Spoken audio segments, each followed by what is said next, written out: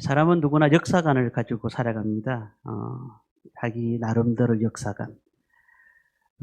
근데 우리나라에는 특별히 반복사관, 학자들이 얘기를 하면서 지구 역사는 끊임없이 돈다, 그런 얘기들을 많이 합니다. 우리 특별히 한국 사람들은 불교 문화가 이렇게 가득 차 있어가지고 늘 윤회설을 가지고 있지 않습니까? 그래서 어떤 고통이나 어려움들이 다 오게 되면은 늘 하는 얘기가 있습니다. 아이고, 내가 전생에 무슨 죄가 지어서 이 모양이냐. 우리 조상들이 무슨 죄를 지었느냐. 그리고 또 얘기하죠. 조상을 잘 모셔야 된다. 묘자리를 잘 써야 된다. 근데 우리나라 사람들이 특별히 얘기를 많이 하죠. 그래서 반복적으로 이루어진다. 반복사관. 그러니까 조상의 기운을 계속 반복적으로 이어받는 것입니다. 또 하나는 숙명사관이 있습니다. 숙명사관. 이게 뭐냐면은 이미 태어날 때부터 자기의 운명이 결정되어 있다는 거예요. 그래서 아무리 노력해봐도 나는 복 받을 만한 그런 운명이 아니고 팔자가 아니라는 거예요. 그래서 시집 간 딸이 자꾸 구박받고 들어오면은 옛날 어머니들 그런 말 했잖아요. 아이고, 내 팔자가 왜 이 모양이냐. 이렇게 친정엄마가 딸을 잡고 얘기를 하는 일들이 있지 않습니까? 조금 오늘 재수가 없습니다. 그러면 오늘 왜 우리 재수가 없냐고 이렇게 얘기를 하잖아요. 재수가 무슨 뜻인 줄 압니까? 국어사전을 찾아보니까 재물이 생기거나 좋은 일이 있을 운수다. 이렇게 재수라고 그렇게 말을 합니다. 우리 한국 사람들은 운수에 굉장히 많은 관심을 갖고 있습니다. 그래서 새해가 딱 되면은 오늘 내가 만약 개띠다 그러면 올 한 해 개띠는 오른쪽으로 가면 안 되고 왼쪽으로 가야 되고 직진해야 되고 이런 것이 너무 예민해져 있는 거예요. 그래서 숙명적이라는 거예요. 숙명적. 그냥 나는 정해져 있다는 거예요. 올 한 해 2024년도는 조용히 있어야 되고 그냥 아무것도 하면 안 되고 이렇게 그런 게 숙명적으로 정해져 있는 겁니다. 이게 정해져 있다는 사실을 또 생각하면서 많은 사람들이 그렇게 사는 경우도 있습니다. 그런데 우리 성경적인 역사관이 무엇일까요? 성경적 역사관. 섭리사관이라고 합니다. 섭리사관. 이게 무슨 뜻이냐면은 신학적인 용어입니다. 하나님의 섭리에 의해서 움직이는 것입니다. 하나님의 섭리에 의해서. 이 땅이 저절로 만들어졌습니까? 우리가 저절로 생겨났습니까? 그 역사를 누가 다스리고 있습니까? 하나님께서 다스리신다는 거예요. 하나님께서 이끌어 가신다는 거예요. 그래서 우리 하나님이 우리 역사를 이끌어 가시는 분임을 믿으시기를 바랍니다. 오늘 말씀에 보면은 이 사실을 기억하고 우리 1절 말씀을 한번 읽어봐야 됩니다. 같이 읽겠습니다. 데오빌로여, 내가 먼저 선 글에는 무릇 예수께서 행하시며 가르치시기를 시작하심부터. 자, 내가 먼저 쓴 글 누가 썼습니까? 누가복음을 썼고요. 그리고 또한 사도행전을 썼습니다. 그래서 누가가 지금 그 얘기를 하는 겁니다. 데오빌로는 로마의 관료입니다. 그가 예수 믿는 사람들을 굉장히 많이 도와줬던 사람 중에 한 사람이 데오빌로입니다. 어쨌든 그에게 편지를 하고 또한 많은 사람들에게 편지를 하고 있는 겁니다. 자, 그런데요. 그 1절의 내용이 뭐라고 되어 있습니까? 예수께서 행하시며 가르치시기를 시작하신부터. 예수님께서 이 사복음서에서 늘 뭘 하셨습니까? 가르치셨습니다. 그리고 행하셨습니다. 예수님께서 사복음서를 통해서 우리에게 가르쳐 주셨고 행하셨다. 누가가 그 얘기를 하고 있는 겁니다. 예수님 이 땅에 오신 것은 그렇게 가르치신 것이고 행하신 것이다. 자, 그런데 이분의 왜 행하심과 가르침이 중요하냐면은 이분은 인간의 옷을 입고 오셨지만은 원래 이분은 하나님이시기 때문에 하나님이 가르쳐 주셨던 그 일들과 행하셨던 일들은 우리가 굉장히 중요하게 생각해야 된다라는 것입니다. 자, 그분이 누굴까요? 이 땅을 만드신 분입니다. 예수님이 그렇게 사복음서를 통해서 주장하셨고 그리고 제자들에 의해서 그 내용들이 전파되었습니다. 그러나 가만히 보십시오. 정말로 그분은 허술한 마구간에서 태어나셨고 인간의 몸을 입고 이 땅에 오셨지만은 온 우주를 창조하시고 그리고 창조주 하나님이다 라고 성경은 말하고 있습니다. 자, 왜 하나님께서 인간의 옷을 입고 이 땅에 오셨는가? 오늘 말씀을 볼까요? 아까 말씀드렸죠? 가르치시기 위해서 오신 겁니다. 가르치시기 위해서. 도대체 뭘 가르쳤을까? 우리 3절 말씀을 우리 함께 보겠습니다. 같이 읽습니다.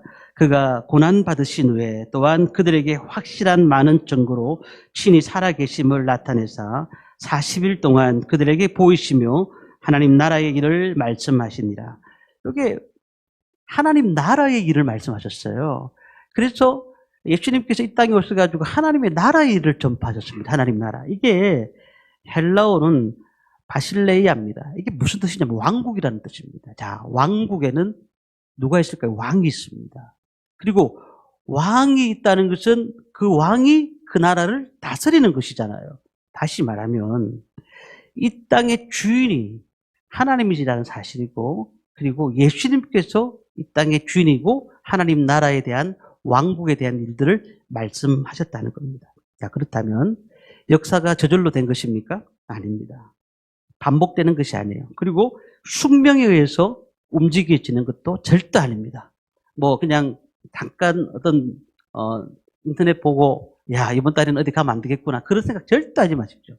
그리고 내 노력으로 조금씩 움직이는 것이면 그것도 아닙니다. 정확하게 보면은 이 땅의 역사의 주인이 누구시라고요? 예수님이라고 말씀드렸습니다. 하나님이라고 말씀드렸습니다. 그분이 이 땅을 움직이신다는 사실이에요. 그래서 우리는 역사를 영어로 뭐라 하죠? 히스토리라고 합니다. 그분의 이야기입니다. 그의 이야기. 히스토리. 그의 이야기입니다. 그래서 우리가 자꾸 숙명론에 집착해서도 안 되고 그리고 또한 반복되어지는 역사론에 또 집착해서도 안 됩니다. 하나님께서 우리를 사랑하셔서 우리의 삶 가운데서 늘 은혜를 주신다는 사실을 믿으시기를 바랍니다.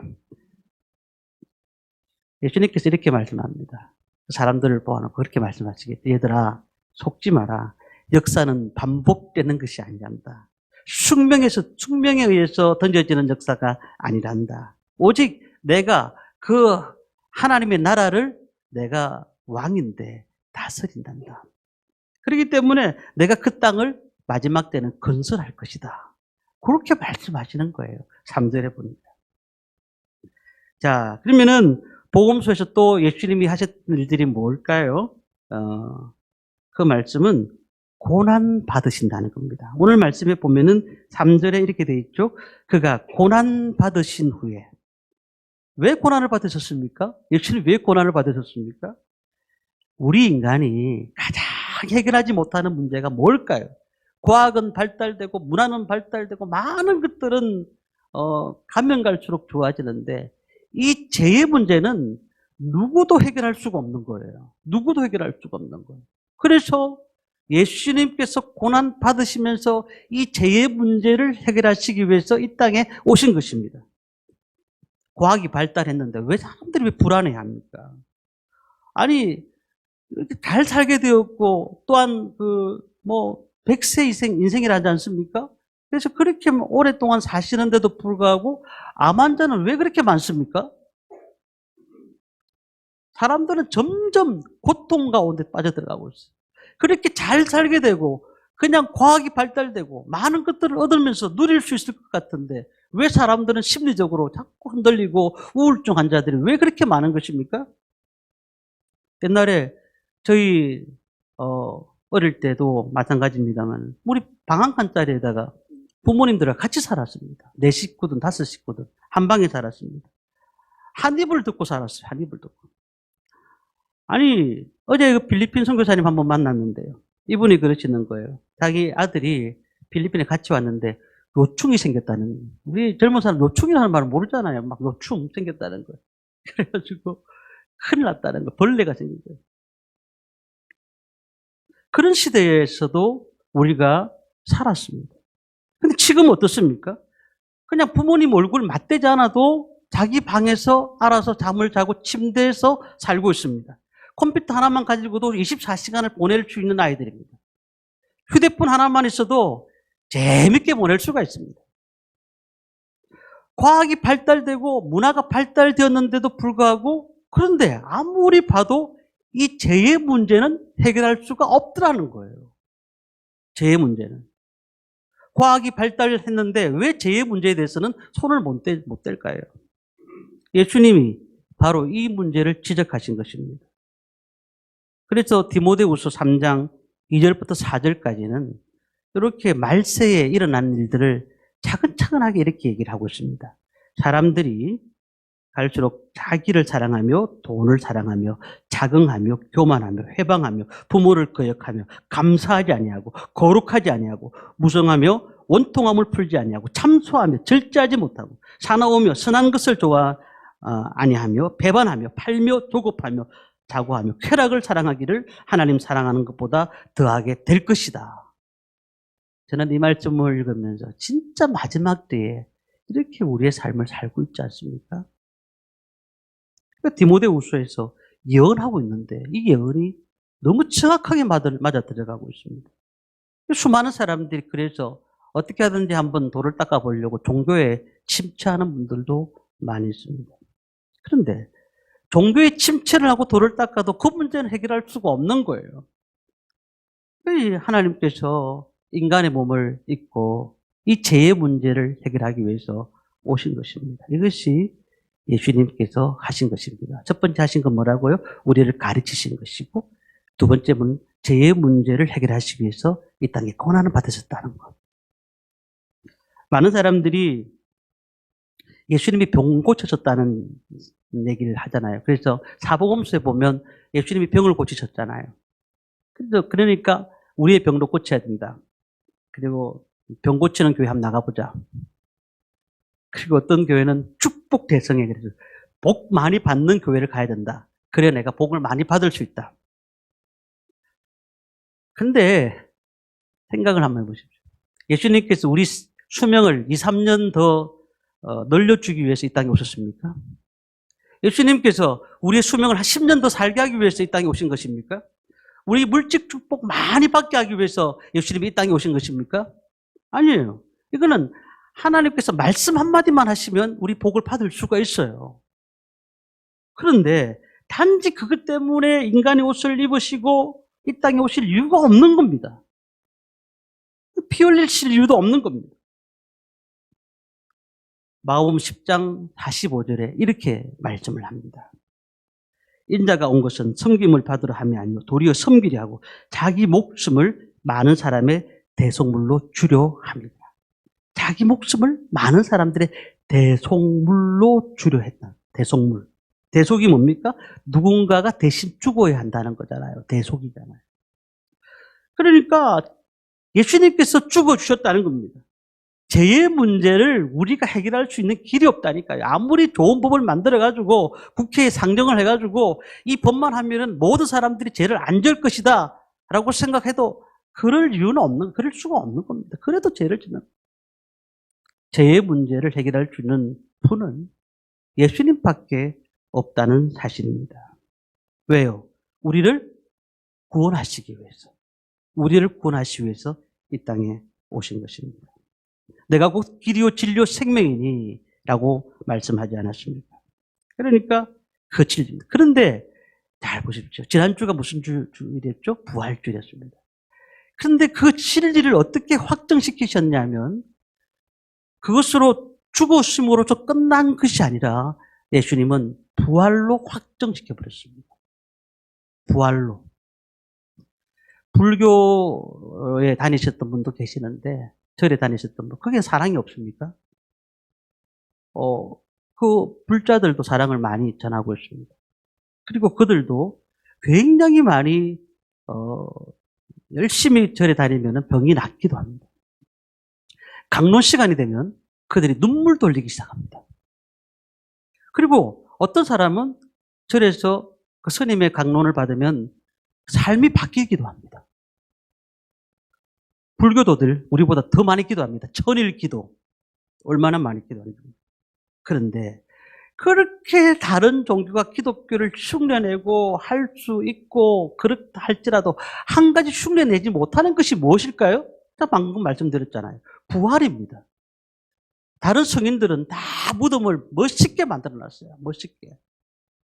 그런데 예수님의 무덤만이 비어 있습니다.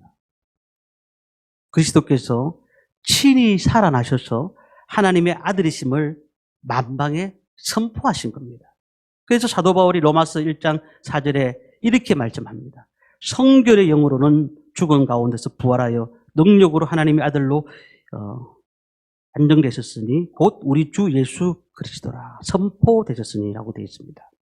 자, 나사로의 부활, 수렘 여인의 아들이 살아난 부활, 우리는 이것을 부활이라고 말하지 않습니다. 이거는 소생했습니다. 왜냐하면 그들은 나중에는 죽게 되었으니까요. 그런데 예수님만이 진실로 부활하신 것이죠. 그래서 우리에게 부활의 첫 열매가 되시지 않았습니다. 살아나셔서 무엇을 가르쳐 주었을까요? 지금 예수님이 가르쳤던 것들이 진리라는 사실을 말씀하신 거예요. 예수님의 메시지는요, 과학으로 이 땅을 살아가는 것이 아니라 선행을 많이 한다고 이 땅에서 좋아지는 것이 아니라 오직 이 세상에 변화되는 것은 내가 이 땅에 오지 않으면 변화될 수가 없다라고 예수님이 말씀하신 겁니다. 누가 이 세상을 변화시킬 수 있을까요? 예, 예수님만이 변화시키시는 겁니다. 그런데요, 한 가지 문제가 있습니다. 오늘 이제 우리 사도행전을 읽었습니다만은 그 말씀을 보면은 그러면은 예수님이 부활하셔가지고 우리와 함께 같이 거니시면서 지금까지 살아 계시면서 부활을 전가로 다니셔야 되는데 주님은 부활하시고 난 다음에 40일 있다가 성천하셨어요. 하늘로 올라가셨습니다. 그리고는 나중에 재림하시겠다 하시고는 이 모든 것을 우리에게 맡겨버렸습니다. 너가 부활의 증인이 되라. 그렇게 말씀하신 겁니다. 오늘 그래서 8절 말씀 우리 함께 읽어보겠습니다. 같이 읽습니다.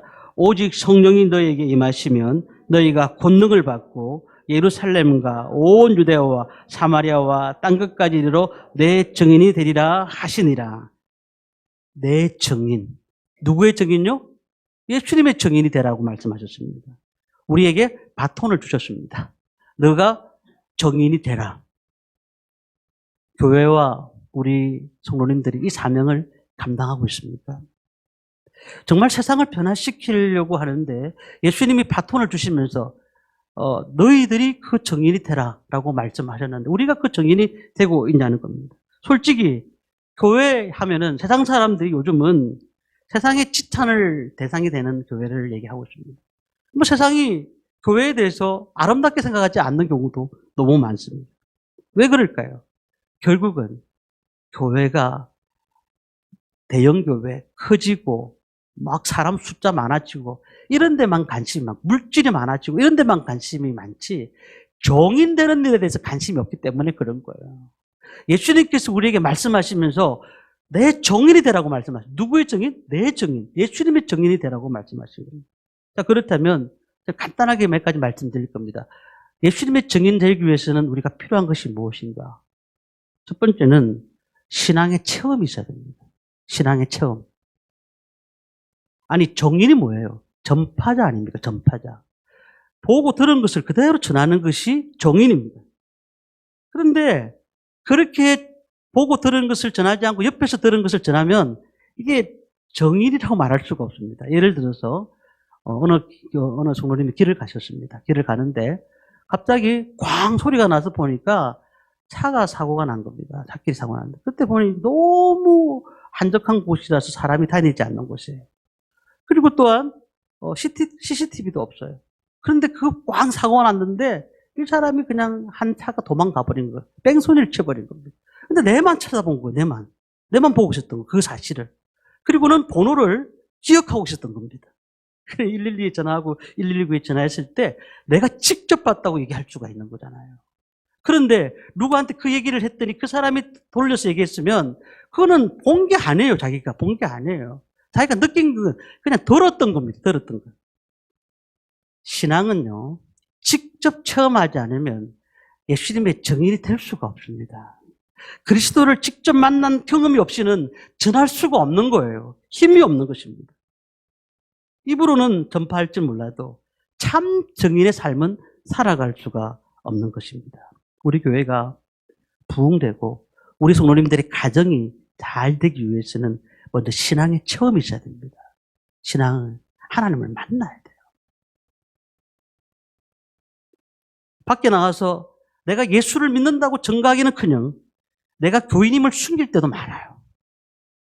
어느 교회 다니느냐? 그냥 머뭇거리고 마는 거죠. 사도 바울 보십시오. 사도 바울이 사도행전에서 자신의 그 예수님을 만났던 그 체험들, 이것을 계속 다메섹에서 만났던 체험들을 얘기하는데 3번이나 얘기하고 있습니다. 다른 얘기할 것 없다. 내가 직접 본 그분이다. 내가 직접 경험한 그분을 내가 증거한다. 이것이 사도 바울의 능력이었다는 사실입니다. 제가 이렇게 설교를 하고 있습니다. 목회자들이 가장 힘든 게 뭔지 아십니까? 설교는 참 잘합니다. 목사님들이 설교는 다 잘하시잖아요. 그런데 문제는 나의 삶은 그렇게 살지 못할 때가 많다는 거예요. 설교하는 대로 살아야 되는데 나는 그렇게 못 살 때가 있다는 거예요. 그냥 그러다 보니까 설교해놓고는 집에 가면 아빠로서 또 남편으로 이렇게 살지 못할 때, 사회 가서도 그런 삶을 못 살 때가 있는 거예요. 그래서 늘 저희들이 기도하는 게 뭘까요? 하나님, 내부터 변화되어야 됩니다. 내가 새벽마다 하나님 앞에 기도합니다. 주님, 나를 변화시켜 주시옵소서. 정말로 하나님을 체험하며 살고 있는가? 하나님을 체험하며 살고 있는 사람은 내 증인이 될 수가 있는 것입니다. 사도 요한이 자신의 증거와 이유의 모습을 이렇게 설명하고 있습니다. 요한일서 1장 2절 3절에 보면은 이 영원한 생명을 우리가 보았고 증거하여 너에게 전하노니. 다른 말씀은 제가 읽지 않겠습니다. 이 영원한 생명을 우리가 보았고 증거하여 너에게 전하노니. 이 세상을 누가 변화시킬 수 있습니까? 정인들이 변화시킬 수 있는 겁니다. 정인들이. 하나님을 만났던 신앙의 체험들이 있어야 될 줄 믿습니다. 그래서 우리가 그 체험들이 우리 가운데 있어야 됩니다. 그래야 예수 믿는 것도 즐겁고요. 기도하는 것도 즐겁습니다. 복음을 전하는 것도 즐겁습니다. 봉사하는 것도 즐겁습니다. 두 번째는요. 그러면 이 세상을 변화시키는 참 정인이 어떻게 하면 될 수 있느냐? 또 오늘도 구체적으로 나와 있네요. 말씀이 어떻게 되어 있는가 보십시오. 4절 말씀 우리 함께 읽도록 하겠습니다. 같이 읽겠습니다. 사도와 함께 모이사 그들에게 분부하여 이르시되 예루살렘을 떠나지 말고 내게서 들은 바 아버지께서 약속하신 것을 기다리라. 아버지께서 약속하신 것을 기다리라. 이게 뭘까요? 이게 뭘까요?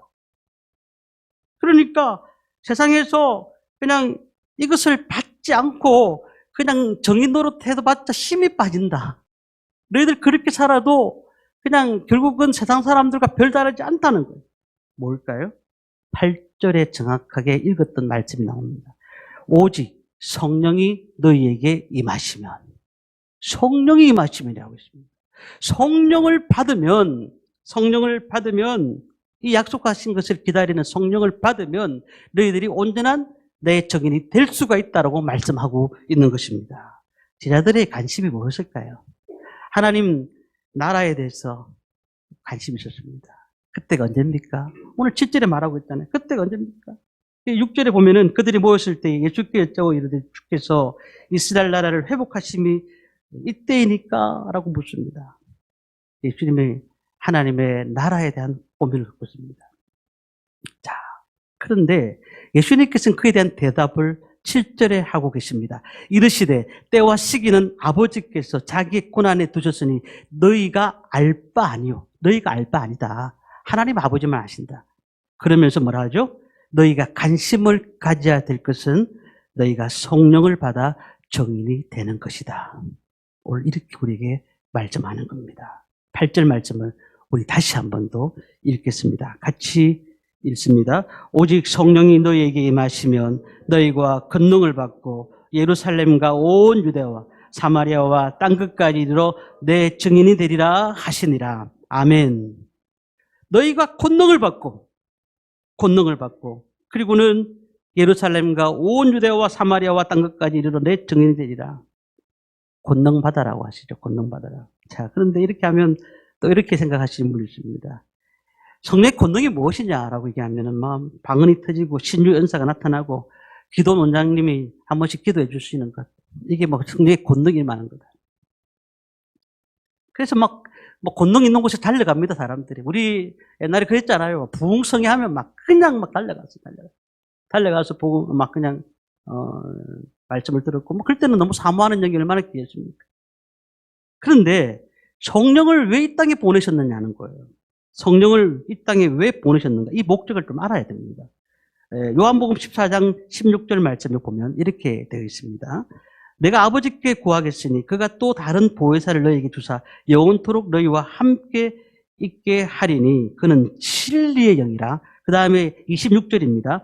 보혜사 곧 아버지께서 내 이름으로 보내실 성령 그가 너희에게 모든 것을 가르치시고 내가 너희에게 말하는 모든 것을 생각나게 하신다. 자, 뒤에 보시면 예수님께서 지금까지 제자들에게 또한 많은 사람들에게 복음을 전하셨습니다. 그것들을 가르치고 생각나게 하는 것이 보혜사 성령이라고 말씀하십니다. 그러면 성령님이 우리 가운데 오시면은 진리의 영이 오시면 우리가 잘 깨닫게 되는 거예요. 말씀을 잘 깨닫게 되는 거예요. 하나님 말씀을 알게 되는 것입니다. 우리 성령의 권능은 두나미스라는 뜻입니다. 이게 폭탄이라는 거죠. 폭탄. 이게 성령의 파워는 엄청난 것입니다. 병 고치는 것, 방언하는 것, 이런 것을 무시하는 거 아닙니다. 성령의 능력으로 이것들이 우리에게 나타납니다.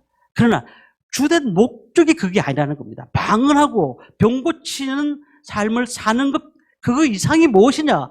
하나님이 가르치신, 예수님이 가르치신 모든 것들이 생각나게 하는 것. 진리의 영이 우리 가운데 오셔서 생각나게 하는 것입니다.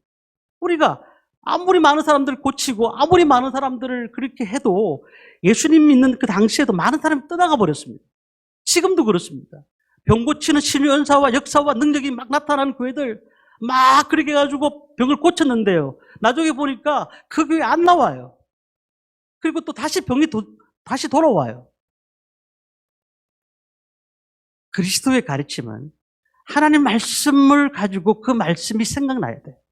그 말씀이 우리 가운데 역사하고 그 말씀이 로고스의 말씀이 우리 가운데서 레마의 말씀이 우리 가운데 임해야 되는 거예요. 하나님 말씀이 마음밭에 새겨지는 것입니다. 마지막 세 번째는 그렇다면 우리는 어떻게 해야 될까? 구체적인 증거의 삶을 살아야 됩니다. 말씀을 읽었습니다마는 권능을 받고 정인이 되는 것. 그리고는 뒤에 보면 뭐라고 되어 있죠? 예루살렘과 온 유대와 사마리아와 땅끝. 사도행전 1장부터 8장까지는 예루살렘에서 복음이 전해집니다. 그리고 그 다음에는 온 유대에서 그리고 13장부터는 사마리아와 땅끝까지 복음이 전해집니다. 자, 그렇다면 우리는 지금 어떻게 복음을 전하고 있습니까? 구체적인 증거의 삶은 어떻게 해야 될까요? 우리 가정부터 복음이 전해져야 됩니다. 이 가정이 뭐냐?